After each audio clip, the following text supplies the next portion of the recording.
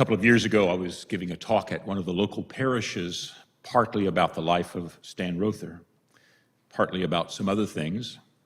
And in the course of the question and answer period that followed, someone there in the parish asked the inevitable question about how close we are to canonization.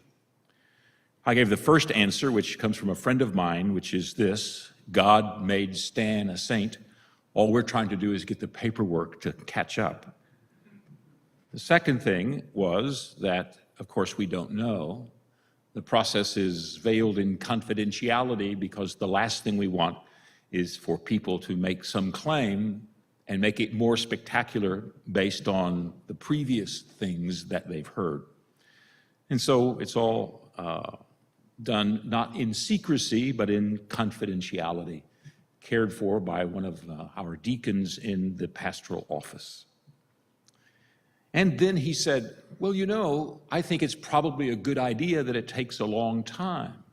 After all, what would happen if the church acknowledged Stan as a saint? He was canonized, added to the canon, the list of those acknowledged to be extraordinary in their holiness and worthy of imitation. And having done that, the church found out something about Stan's life that would embarrass the church. What would that do? What would happen then? Which is an interesting question. When St. Patrick was approaching ordination, he went to the bishop and acknowledged that he was not worthy to be ordained a priest.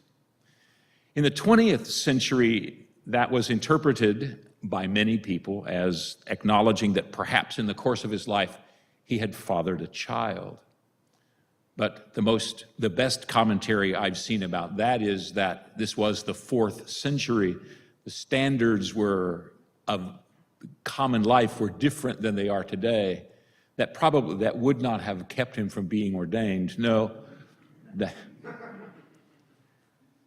my history teacher at the seminary used to say, gentlemen, they were men of their times. They were men of their time.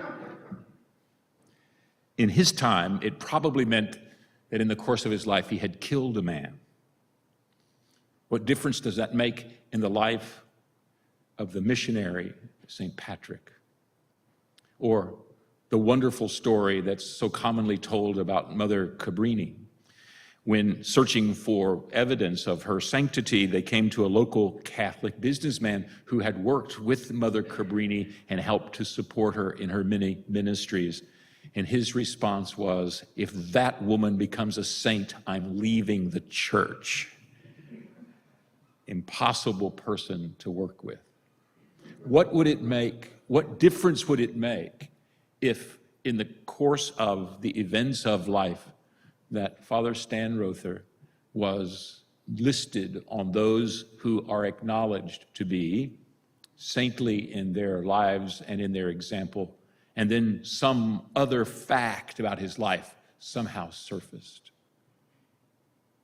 Well, what it would mean is that fact of his life was a part of his sanctity, something that he struggled against, something he had to incorporate into the truth of his life, an aspect of his life that in its contrast highlighted his sanctity, or in this kind of solidity in his life was the kind of echo from which his invitation to sanctity sounded in his own ears.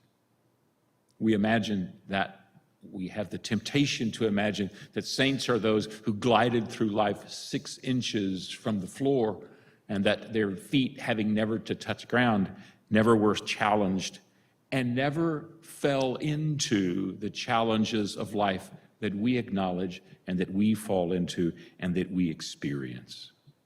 A saint for us is a person whose holiness speaks to the embodiment of the presence of Christ and is one whose presence helps us to sustain us in our lives. And because holiness is always present in the life of the church, the saints of every age become a beacon of hope and light, and the light of promise to all of us. Those whose presence we acknowledge in the New Testament with the apostles and the great saints that were around them. And then in the succeeding generation of people like like Ignatius and Polycarp. And then those of Saints Francis and Dominic of the 12th century, or Saints John Fisher and Thomas More of the 16th century, and on and on. Every age of the church calls forth everyone to a life of holiness, and we acknowledge in the circumstances and the trying parts of each of those ages, those whose response calls to us because of the holiness that they embodied and that they exampled in their life. As they live, so we can live as well. And Blessed Stanley Rother offers us an example of life, a way that we can live and learn from him as he was confronted by the trials and the difficulties of his time. I want to detail a few examples of the difficulties of his time, but then focus on one aspect of his life that I think often goes unnoticed. And for those of you who have been to Santiago Atitlan, I'm going to ask you to suspend your imagination for just a moment, because there's an aspect of that very place that's changed, so it's hard to appreciate the actual experience and decision-making of Stan at that moment, and I'll explain in a minute. It's central to what we learn about this example. It's central to what we learn about holiness in our day and time, and I believe that this one aspect of Stan's decision-making is crucial for all of us to entertain the idea of holiness among us. Without it, we will not only not understand what his gift of holiness was, we won't know what to do to imitate it. God has given us the gift of Stan's life and death, and as an example of how to live our lives in Christ. And remember, a gift that's given, that's simply taken and put into the closet, never unwrapped, is the same as not getting a gift at all. The invitation to understand and to appreciate this aspect of Stan's life is the opportunity to understand and to appreciate his holiness among us. Of course, we all know that Stan grew up in the world that he grew up in. He was born in 1935 in some of the most traumatic times in the history of the United States. It wasn't the Civil War, but it was the Great Depression. And during the time of the Great Depression, every institution in the country changed, and every aspect of the confidence in the country and the certainty about what life in the United States was altered because of the vast experience of virtually everyone that what seemed to work had stopped working. A trauma suffered by your great-grandparents, by my grandparents and parents, in a way that has almost completely disappeared in our imagination. Something like the Great Flu that took millions of lives in the United States in the 1920s that almost everyone forgot. So the impact of the Great Depression that's now lost to us in this incredible cascade of prosperity that's fallen over our families in the last 50 years. The absolute desperation that people felt at the time. That's the world that Stan was born into and grew up among. Now, he grew up on a farm, so the ravages of the Depression didn't touch him nearly as much as it touched the millions upon millions that were challenged by it directly and the poverty that resulted from it. But it tinged everything that he was a part of because he was a man of his time, because it's what everyone around him experienced. It was the life around him that he knew. Stan also grew up in a bilingual environment. He himself wasn't bilingual at home, but I had an uncle just 10 years younger than Stan who couldn't speak English when he started school. His world was encompassed by his isolation there on the farm that my mother and all my aunts and uncles grew up on. And that uncle, was born in 1945, couldn't speak English when he was 6 years old. That's the world that Stan was comfortable with and was a part of. That was an aspect of it. Also, that Stan came of age inside the time of life in the church when society was changing and the church was changing. Just looking at the external decision-making, we detailed a little of that yesterday with the traumas that went on in the 1960s, not just with regard to our understanding of what a person and what the expectation with regard to personal behavior was, but also the kind of international trauma and the true and real fear of annihilation in some kind of accident or intent when the superpowers faced off against each other with 12,000 nuclear weapons each. That was real, and as we come to know now, was on an absolute razor's edge there in the Cuban Missile Crisis. All a part of his life, all a part of what he experienced. It's what was on the newspaper as he got up in the morning and looked to see what was taking place. He also was a part of the kind of changing set of expectations as he arrived as a missionary down in Santiago.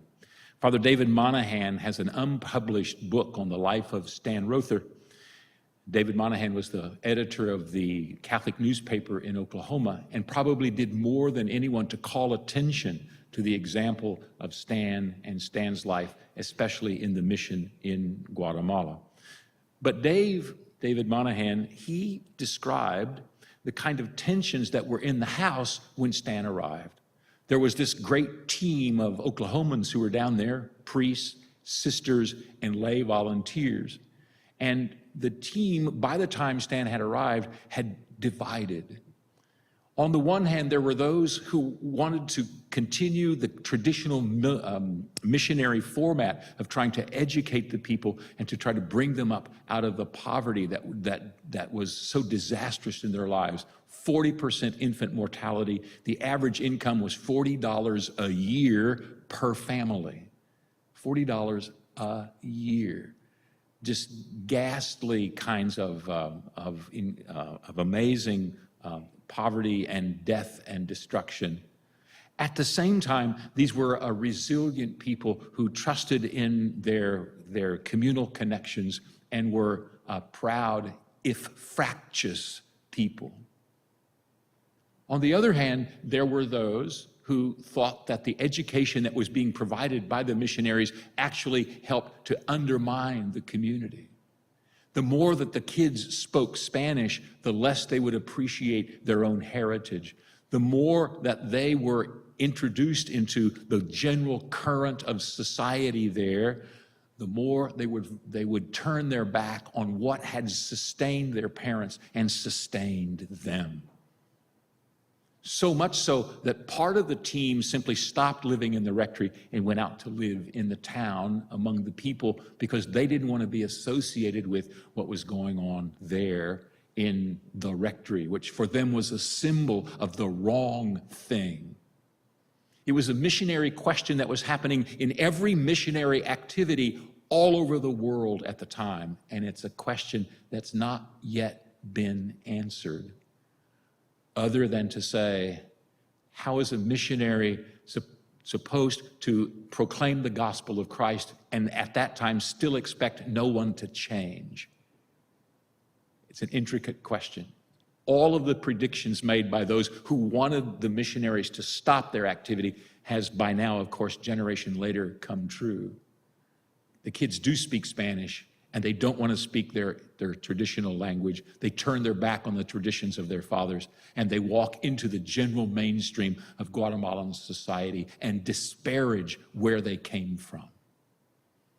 They also, entering the mainstream of Guatemalan society, suffer even more from the racism and disparagement in the general society. And Stan walked into this.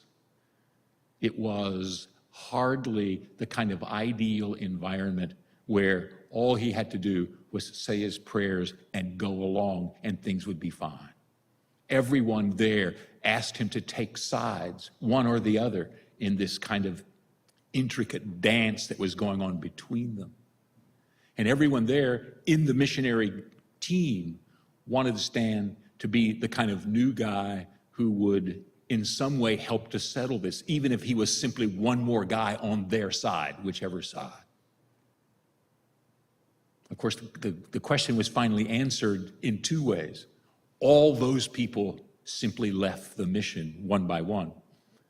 In fact, there was only one person who is ever involved with the mission in Guatemala from Oklahoma who spent his time at the mission and then came back and functioned in Oklahoma in the priesthood. And that was Father Tom McSherry, who took Stan's place.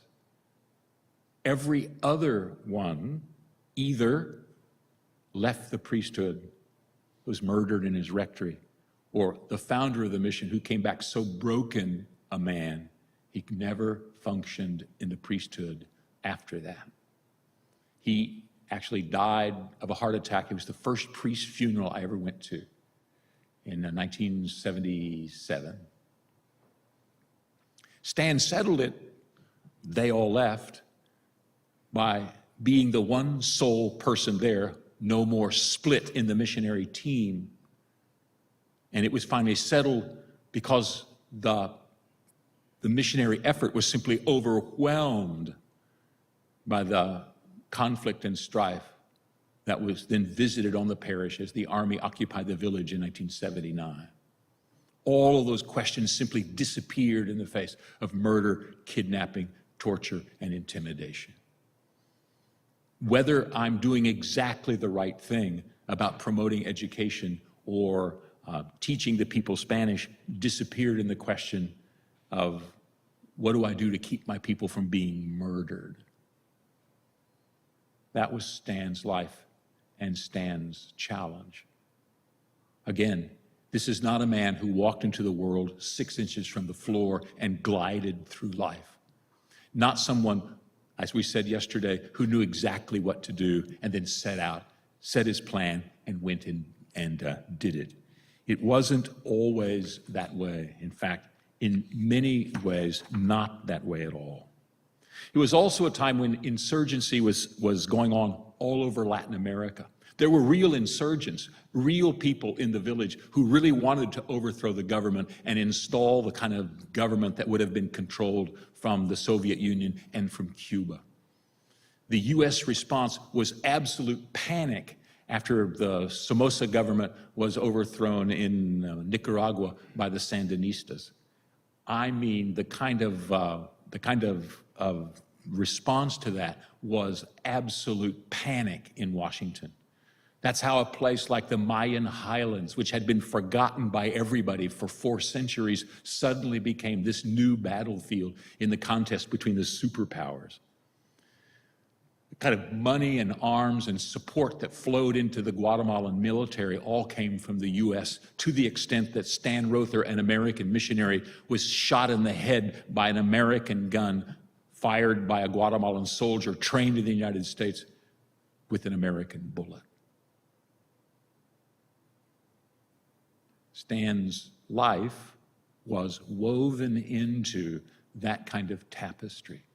And the challenges that he faced was to live his life as an example of holiness and service inside of that kind of tapestry.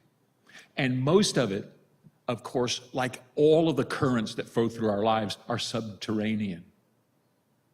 We walk into the world, and the last thing that we imagine as we look at the gas prices at the pump or try to pay the bills at the parish is to wonder about the socio-economic impact of oil exploration in the Arctic Circle. Of course, it has everything to do with the price of gas and trying to pay the bills. It has everything to do with what we look at as far as our economic future goes. How much wheat we raise in our fields and where the fertilizer comes from has everything to do with our national security. But the last thing we think about as we drive by on the interstate in June during harvest time and see the combines out in the field, the last thing we think about is where the fertilizer comes from or how secure we are as a nation. Because all of those questions are subterranean, we only see what we see around us. But each one of those things and 100 others, everything from what's the average size of what's the average number of children in your average family, to how many doctors are there in rural communities, again, and 1,000 other subterranean currents pull us one way or the other and ask us to decide and to act and to understand with what's going on in our lives.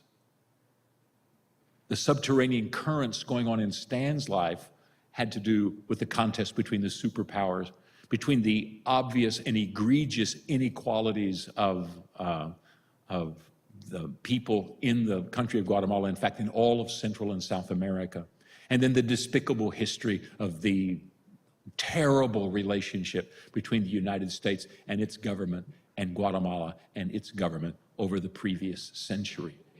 All of that touched Stan's life every day. And he saw what he saw, whether he appreciated what was moving under his feet or not, and was asked to decide and to understand and to respond in the midst of where he was. His sanctity had everything to do with all of those currents, obvious and hidden, with all of them that touched him directly and all of those that moved the currents around him indirectly. The governments all over Central America and South America were responding in the most egregious ways to this kind of threat, almost all of them. Father Bergoglio, as one of the Jesuit superiors in Argentina, saw this up close with with his government's almost unbelievably brutal response to their concern about the insurgency that was going on in Argentina at the time. There were far more people who were murdered by the government to combat the insurgency than the insurgents ever killed. And the other thing that we have a hard time appreciating is that this is a world in which people played for keeps. When Stan received the message that his name was on a death list, that day, he simply dropped everything, and his associate left the village and drove to Guatemala City. But it was in the late afternoon. It's about, at that time, would be a 4 or 5 hour drive into Guatemala City, where there was a safe house for them to stay, probably the Maryknoll House in Guatemala City. And so, even at that time, in 1981, Guatemala had a very developed tourist infrastructure, and there were plenty of places to stay. They pulled into, at sundown. Even today, don't drive in Guatemala after dark. Don't do it. Not good for you.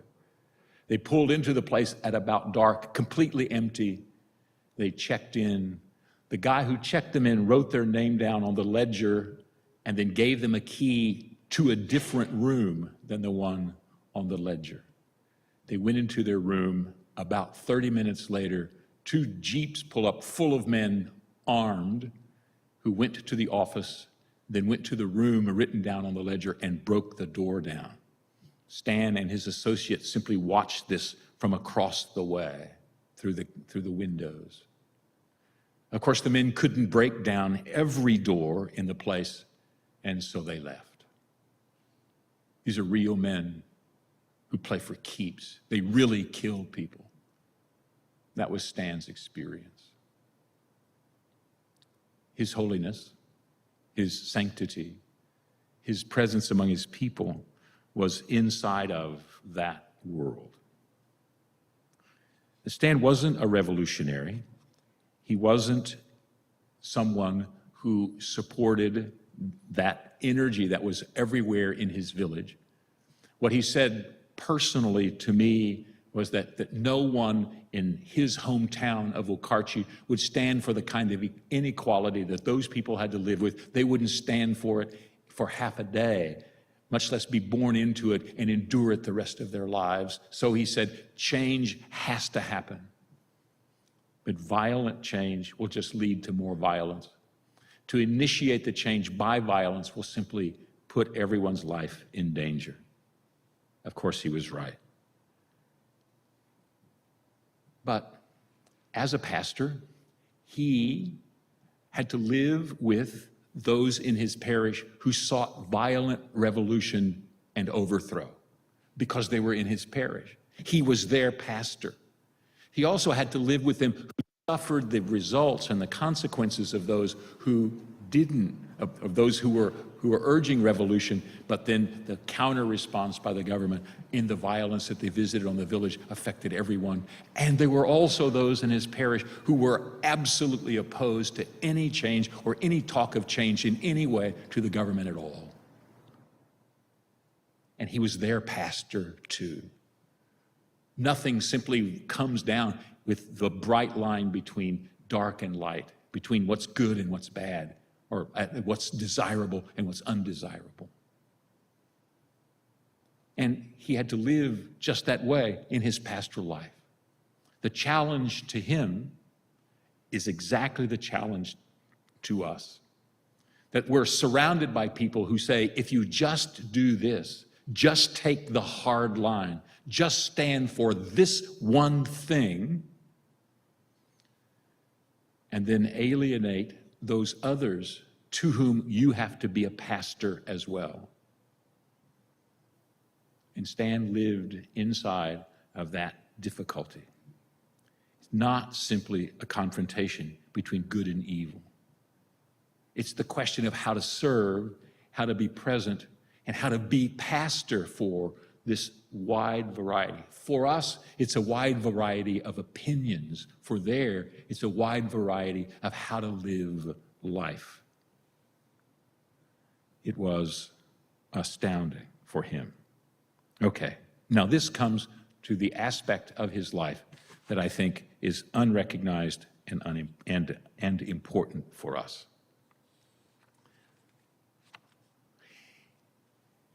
As the tensions in the village increased, it forced people to make a decision about how they were going to live their lives. Hans Ur von Balthasar calls it the heightening of the implicit heightening of the yes and the no.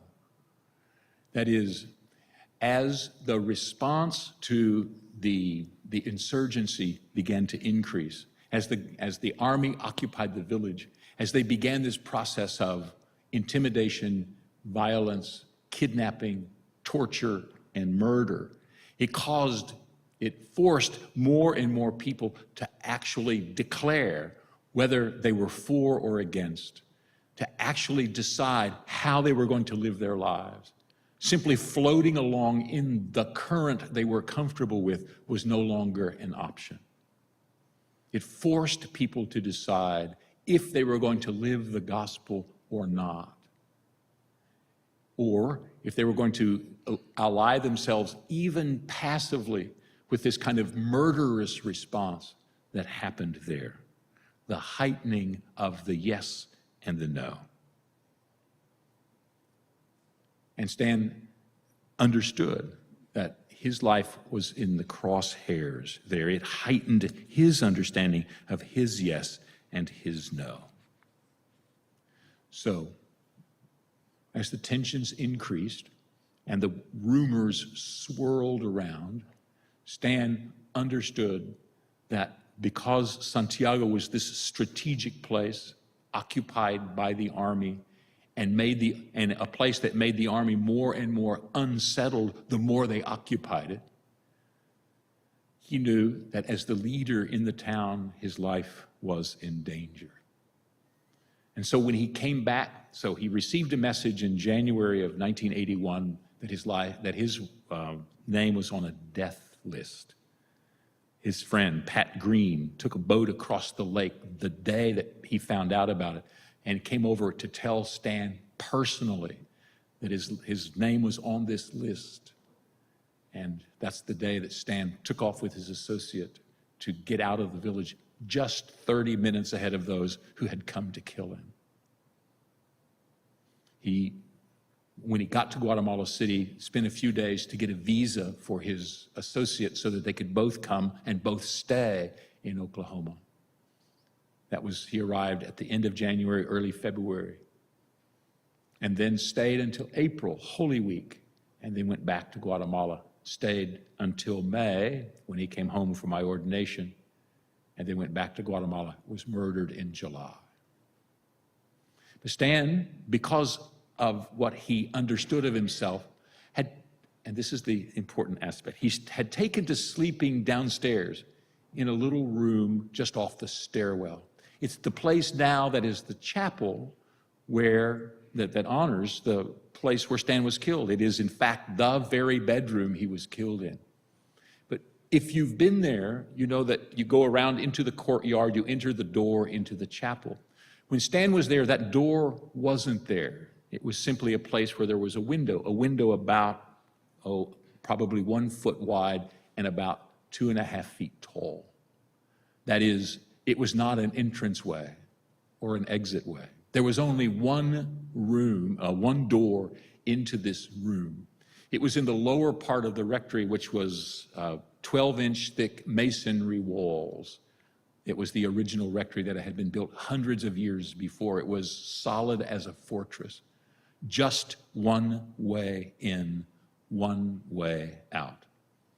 Stan's previous room was upstairs. When the Oklahomans arrived, they added a second floor on, but it was simply wood, flimsy compared to the lower walls. But it also had easy access from the porch. All you had to do is shinny up the porch supports, get onto the upper porch, and then you easily could get into the second floor, and Stan could be taken easily there.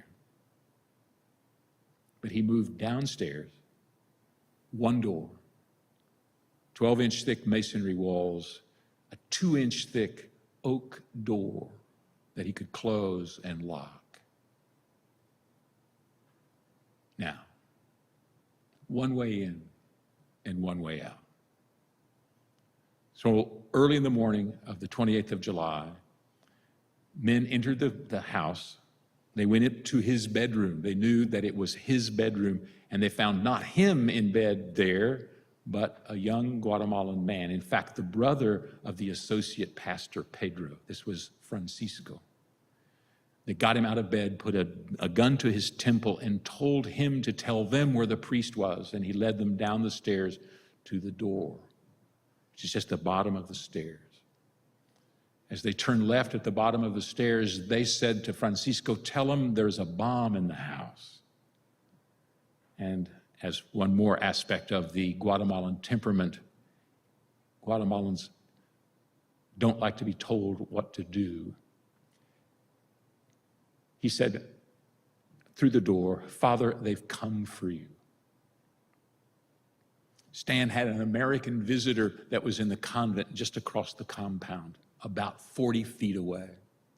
He also had 3 of the Carmelite missionaries of St. Teresa who were there staying as well, all of whom were as vulnerable at that point as he was. So he unlocked the door, and they came in. Now, Stan had had 112 parishioners who had been taken and murdered, many of them tortured almost beyond recognition. Stan's associate described that they would find bodies of people who had been tortured that were shredded by the unbelievably savage things they would do to these people in the torture that they visited upon them. He said there's something, this associate Pedro said there's something that grabs the torturer that's somehow demonic. He said they would take a needle and stick it in a person's eye. Of course, that blinds you immediately, but they wouldn't just stick the needle in your eye once, but they would do it 100 times until your eye was just bloody pulp. Stan had picked up their bodies. He knew what being taken and tortured looked like.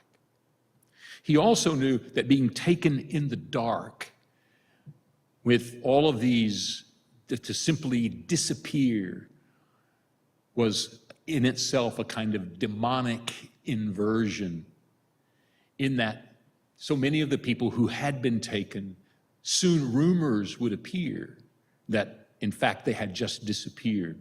They had abandoned their families and were in Guatemala City or on the coast or in Mexico, living it up. Because the army would take the people, torture them, and they learned that it was even more terrifying if their bodies weren't found. And so they'd be tossed into some grave somewhere. And Stan had determined that if he was to be taken, he was not going to be taken in silence or simply disappear, so that the rumors about him could swirl in the village forever.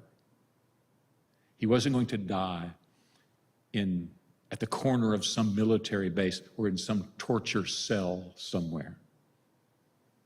That it came time for him, in all of the currents of what was going on at the time, for all the swirl of history and innuendo and revolution that was filling the ears of everyone at that time, that he was resolute, that he had to face to face, what came for him.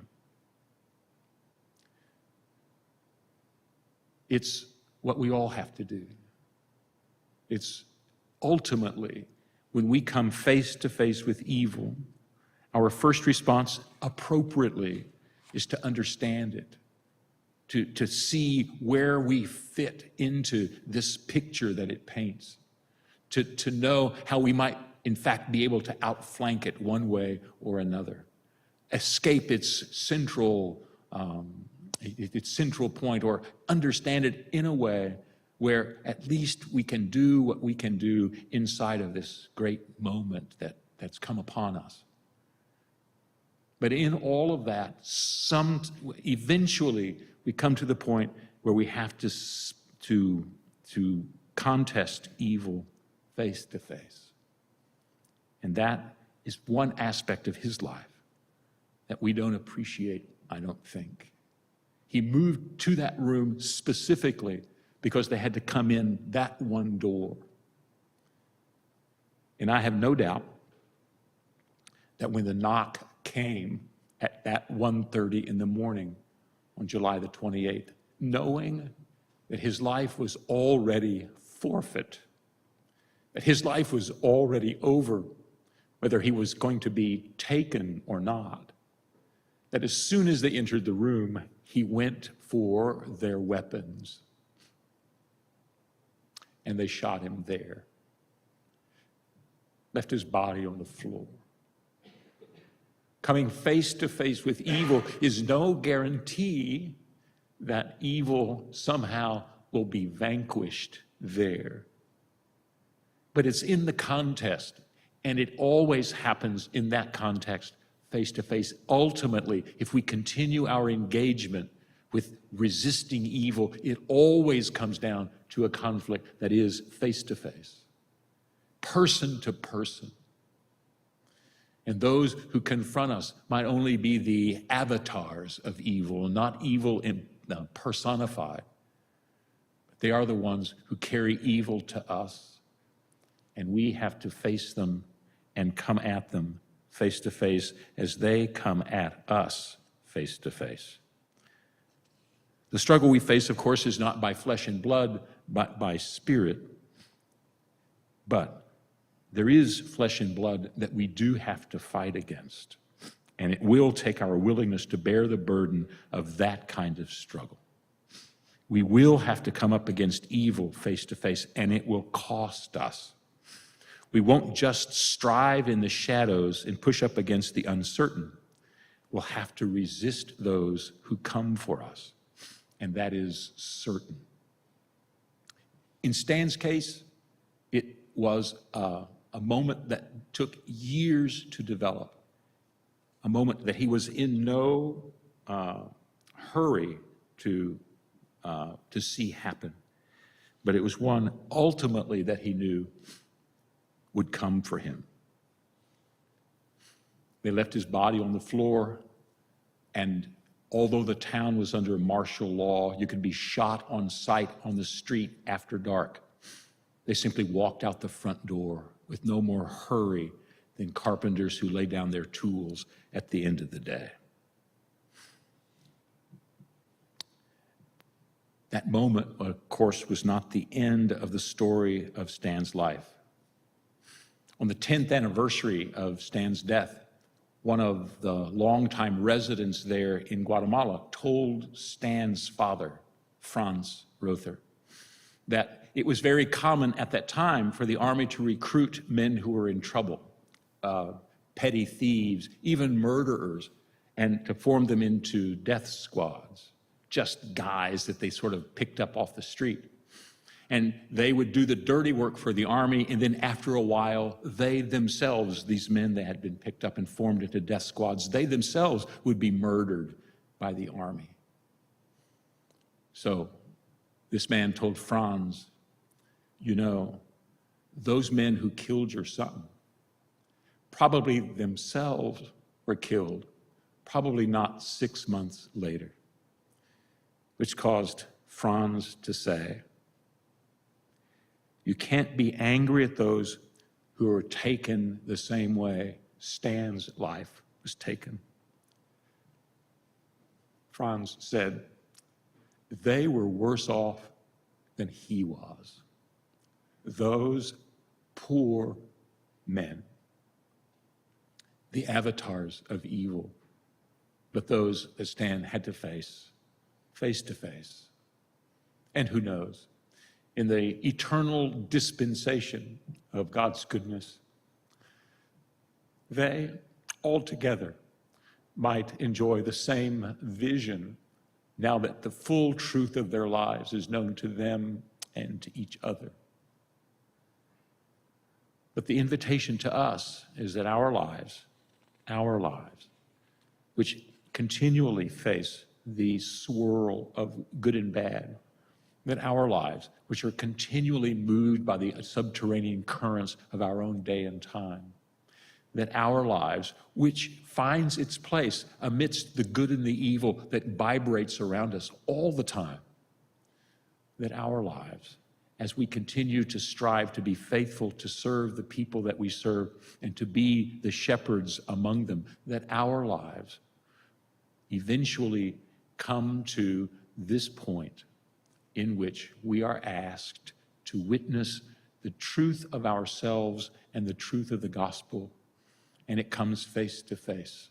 And it may be more terrifying that it's not gunmen in the dark, but the one who we have always cared for and always liked, we've always worked with, that we have to stand up against and say no to.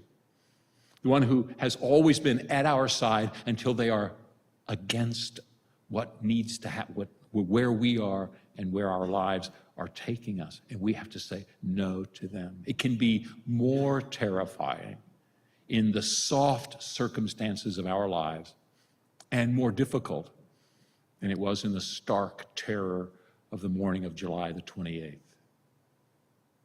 When Peter was confronted as he was following Jesus after having been arrested, and he came to the high priest's court, he was confronted because of his accent by, it says in John's gospel, a serving girl. In the hierarchy of the place and time of Peter's culture, there were free men, free Roman citizens, and then all the way down the pattern of hierarchy until you get to children and slaves and girls. And she was a girl child slave. No one. She was nobody. If a soldier had unsheathed his sword and pointed its point at Peter's throat and said, "Are you a follower?" Peter may have said, "Yes, take my life." But it was a girl, child, slave who said, "You're one of them." And Peter said, "No, not I." The soft circumstances of our lives can be even more difficult as we come face to face with the truth that we must stand at this moment for what we know, who we are, and what is true, as Stan Rother did. And finally, on the 30th anniversary of Stan's death, in Guatemala, in Santiago, at about offertory time, as we were in church, gathered around with all of the people there, more than 1,000. Everybody, they take out all the pews so that everyone can simply crowd into the church, shoulder to shoulder and elbow to elbow. As we were all gathered there, we heard the sound of helicopters. Now, when the army occupied the village, it was a terrifying sound. Something was happening among the army there. It shakes you right to the bone. But of course, the Civil War was over. It was simply someone passing over the village in a helicopter. But then later, just at communion time, this group of people came in with his large entourage and a man in a very, very nice suit, accompanied by a woman who was very well dressed and what appeared to be their 2 younger children. And they came in and sat down. After communion time, one of the bishops who was there for the celebration told the celebrant to be seated, and he introduced the man who had come in, the American ambassador to Guatemala. Apologized for his late arrival, and then in very excellent Spanish, talked to the people, thanking them for their celebration and for the honoring of the brave example of Stan Rother. And then he, in Tsutujil, said, "I have a question for you. You tell me," he said. And in Tsutujil, he asked them, "Is Stan Rother dead or is he alive?" And everybody at once responded, "Alive, alive." When we stand against evil, our stance is what propels the gospel forward. Pope Benedict said that the gospel and its power is inexhaustible because the energy summoned to resist it reignites the dynamic that produced it. In Stan Rother's life, his life didn't come to an end as his assassins left his body on the floor of his bedroom.